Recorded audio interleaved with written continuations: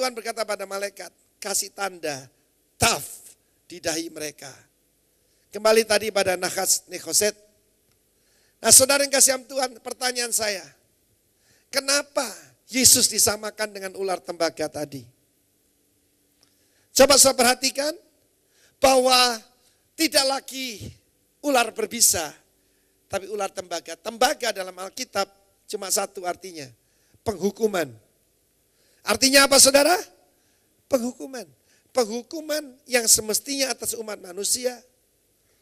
Semua orang yang dalam ruangan ini, dari Adam yang pertama sampai nanti Adam terakhir, semuanya ditimpakan kepada Yesus. Dulu saya pikir, Yesus kan Raja Wali. Kenapa bukan Raja Wali tembaga? Kenapa ular tembaga? Dia Raja Wali yang datang dari sorga. Atau anak domba, atau singa. Kan hebat. Kenapa kau ular? Saya mau beritahu. Kalau dia tidak menanggung dosamu dan dosaku. Kekurang ajaranmu dan kekurang ajaranku. Kedurhakaanmu dan kedurhakaanku. Yesus tidak bisa mati. Tapi dia harus mati. Supaya dia mengalahkan kematian. Supaya dia membuka penjara dalam dunia orang mati. Membebaskan yang ada di sana. Mengalahkan kematian. Dan memberikan hidup kekal pada saudara dan saya. Karena itu ular tembaga. Mau berkelahi di Surabaya gampang. Panggil orang itu ulo. Sudah akan berkelahi. Ular gambaran segala yang jahat. Ular gambaran pada segala yang culas. Cuma sekarang banyak ular kaki dua. Dan bahkan ada juga yang pergi ke kapsalon, saudaraku. Ya, ular itu kalau ngomong sama sini A, ngomong sama yang itu B, saudara. Sudah dengar belum? Sudah dengar belum? Sudah dengar berita terakhir? Hati-hati saudara. Ya, katakan saya tidak bergaul sama ular. Katakan saya tidak mau bergaul dengan ular. Mau? Nehi. Amin, saudaraku. Firman Allah berkata ada dua golongan manusia. Yang pertama diberi tanda binatang itu. Dicap harta milik daripada binatang itu. Tapi yang satu, saudaraku diberi tanda meterai Allah. Saya berdoa supaya saudara diberi meterai Allah. Orang yang diberi meterai Allah itu selalu positif saudara. Melihat orang positif. Berkata-kata yang positif. Amin saudaraku. Bahkan dalam keadaan yang paling buruk pun selalu keluar yang positif. Haleluya saudaraku. Memberi nama itu semuanya positif. Itu orang yang ada tanda Allah, ada meterai Allah di dahinya. Huruf taf, huruf terakhir. Seperti Z pada abjad kita atau omega dalam abjad Yunani. Nama Yesus adalah Alfa dan Omega. Alfa atau A dalam Ibrani itu adalah Alef. Alef itu adanya ox, sapi. Sapi itu untuk dikorbankan saudara. Dan sapi itu untuk bekerja. Itu gambaran pada Kristus. Tetapi semuanya sudah dia tanggung. Karena itu mulai hari ini ketika engkau sedang menjalani perjalanan setback. Engkau sebegitu dekat dengan tujuan. Mendadak pemimpin berkata sudah kita ngalah saja. Dan ketika berputar jangan ngomel. Jangan bersungut-sungut. Sebab Tuhan menyediakan yang terbaik. Bukan cuma mana daripada sorga. Yesus berkata bukan Musa yang memberikan engkau mana di padang gurun. Tetapi Bapakku di sorga. Dan akulah the bread of life. Akulah roti kehidupan. Amin. Yesus berkata akulah roti kehidupan. Barang siapa makan dagingku minum darahku. Dia beroleh hidup yang kekal. Dan hidup untuk selama-lamanya. Berikan tepuk tangan buat Tuhan. Beberapa saudara pernah mengalami sakit. Saya bersaksi tentang diri saya sendiri. 2003. Saya dideteksi kanker getah bening. Memang tidak secara jelas seperti itu, tapi dokter yang mengucapkannya. Ada tim dokter di sini. Pada waktu saya tunjukkan pada saudara saya yang dokter, dia bilang belum jelas ini harus dibiopsi. Tetapi dari fotonya, itu ada benjolan di sini.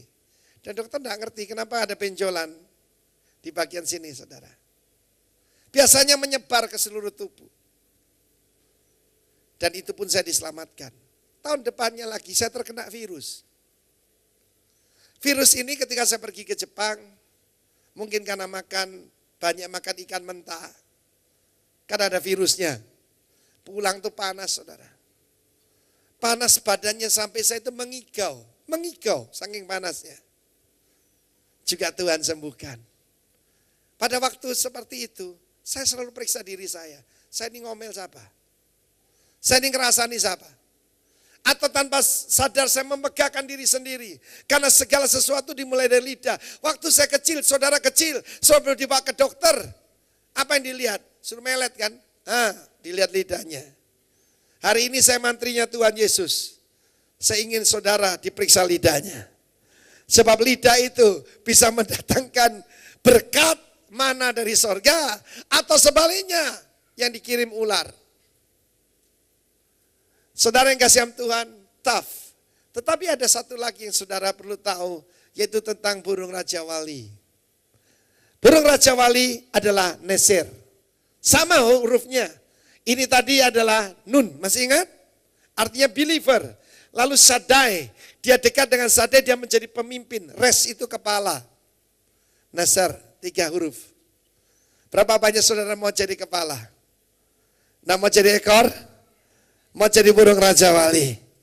Satu hal lagi, ular itu makanannya Raja Wali. Amin, saudaraku. Iya. Musa ada di tengah-tengah kerumunan orang itu. Begitu banyak ular, tapi dia tidak terkena efeknya, saudara. Ya, saudara, ada orang berkata begini, Pak, saya tidak mau kerja di rumah sakit, nanti saya ketularan. Saudara, tidak usah di rumah sakit, di mana-mana kita bisa terkena bencana. Tapi ada janji Tuhan, yang hatinya melekat kepadaku, aku akan meluputkan dia, aku akan memuliakan dia dengan panjang umur. Akan kukenyangkan dia dan kutunjukkan keselamatan daripadaku. Kalau saya terkena penyakit, waktu kena virus itu tidak enak, saudara. Hari pertama disuntik, panas badan tinggi, langsung lemes, tidak bisa jalan, tidak kuat jalan. Tetapi ketika saya dalam keadaan itu, hari itu ada 3 hamba Tuhan berdoa buat saya. Dan saya betul-betul sembuh. Minggu depannya saya sudah ada di Israel. Dan waktu saya ada di Madrid, saya bertemu dengan seorang banker. Madrid itu aneh, kalau makan tuh jam 11 malam, saudara. Ya orang sana kalau makan paling cepat jam 10 malam, sampai jam 3 pagi. Aneh orang Spanyol, saudara ya. Dan dia cerita, dia juga yang sama, dia pernah makan ikan tuna mentah, sashimi. Ya, sebagai banker dia biasalah makan Chinese, makan dia meskipun orang Spanyol, dia makan Jepang, biasa. Dan kepada dia, satu perusahaan penangkapan tuna yang paling gede di Filipina mengundang dia. Dan ketika makan dia terkena virus. Gejalanya sama, lemes, iya, seperti mau mati rasanya, sama. Cuma kalau saya sembuhnya cuma 6 hari, dia 6 bulan, saudara. Dia tidak bisa kerja, dia cerita. Dia cuma dari kamar ke kamar mandi. Maaf saudara, buang dari sini, dari sini, dari sini, dari sini.